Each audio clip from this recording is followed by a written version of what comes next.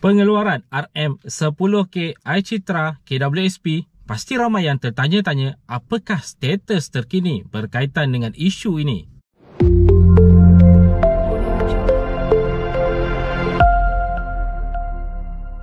Assalamualaikum dan salam sejahtera. Jumpa lagi di channel Herwan AB. Okay guys, kepada mereka yang belum lagi subscribe ke channel ini, jangan lupa tekan pada butang subscribe, tekan juga pada butang loceng. Thank you guys. Okay, pasti ramai yang tertanya-tanya apakah status terkini perjuangan pemuda UMNO, terutama sekali berkaitan dengan 10 tuntutan rakyat, dan salah satu yang menjadi topik yang paling hangat adalah pengeluaran RM10K iCitra KWSP. Jadi apakah status terkini berkaitan dengan perkara ini? Okay, seperkara yang harus kita ketahui adalah pada bulan 10 nanti, bajet 2022 bakal dibentangkan oleh Menteri Kewangan. Bagi yang tidak mengetahui apakah yang dimaksudkan dengan bajet, terutama sekali untuk bajet 2022 ini, jom kita saksikan apakah makna sebenar bajet itu. Bagi yang tidak mengetahui, bajet adalah rancangan perbelanjaan kerajaan yang melibatkan penerimaan wang, cukai serta duit lain, dan wang tersebut digunakan dalam projek dan program pembangunan rakyat.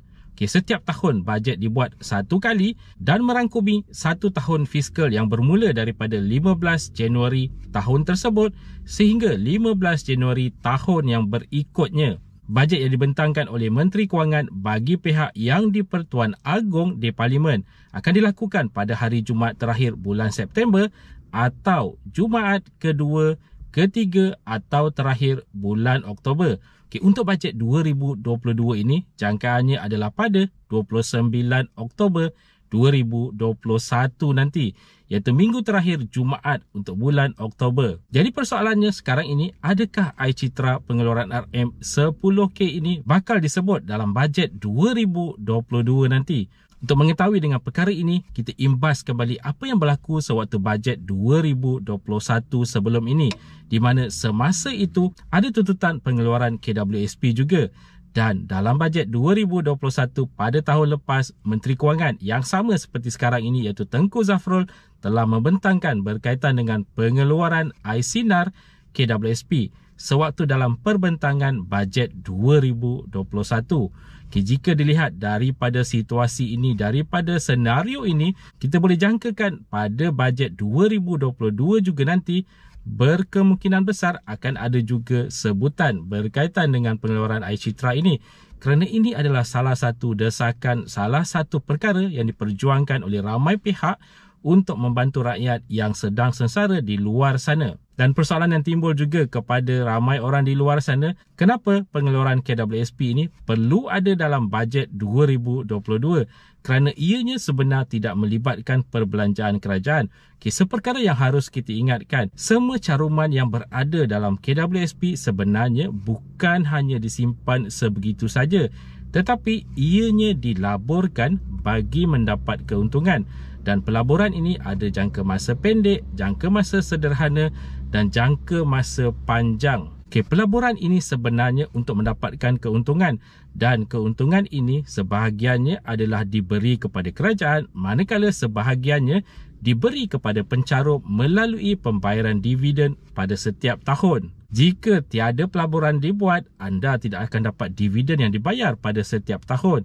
Tetapi dividen yang dibayar pada setiap tahun ini bukanlah jumlah keseluruhan keuntungan yang diperolehi daripada pelaburan-pelaburan yang dibuat menerusi caruman-caruman yang dibuat oleh pencarum ini. Tetapi ianya adalah sebahagian kecil daripada keuntungan, di mana sebahagian besar pula adalah pergi kepada kerajaan untuk membangunkan negara.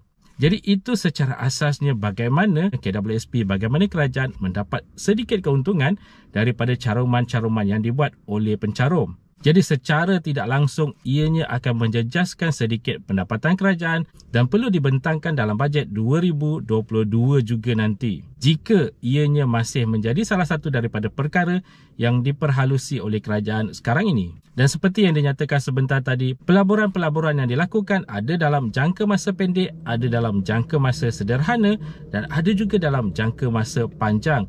Jadi untuk mencairkan pelaburan-pelaburan ini, ianya juga mengambil sedikit masa.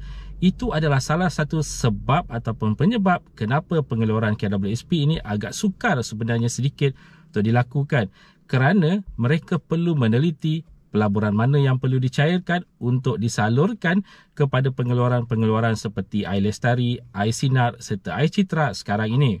Jadi guys, sama-sama kita nantikan Belanjawan 2022 yang dijangka akan dibentangkan pada 29 hari bulan Oktober 2021 nanti oleh Menteri Kewangan Tengku Zafrul.